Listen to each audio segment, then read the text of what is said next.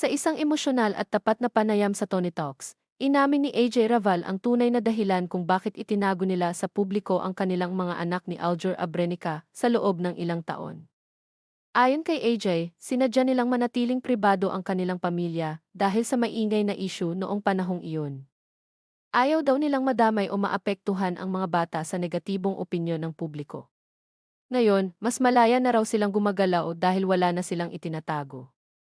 Nilinaw rin ni AJ ang matagal ng isyong may kinalaman sa overlap at third party. Iginiit niyang malinis ang simula ng kanilang relasyon at hiwalay na si Aljur sa dating karelasyon nang sila'y magkakilala. Ayon kay Tony Gonzaga, ito ang panig na hindi agad nalaman ng publiko na siyang naging dahilan kung bakit si AJ ang labis na napagbuntunan ng sisi. Sa kabila ng matitinding batikos, sinabi ni AJ na pinili niyang manindigan dahil alam niyang wala siyang ginawang mali.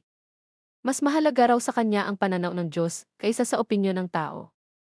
Ipinaliwanag din niya kung bakit ngayon lamang sila nagsalita. Nais na raw nilang bigyan ng normal at masayang buhay ang kanilang mga anak, malayang makalabas, makapasyal, at makaranas ng mga simpleng kagalakan na nararapat sa isang bata.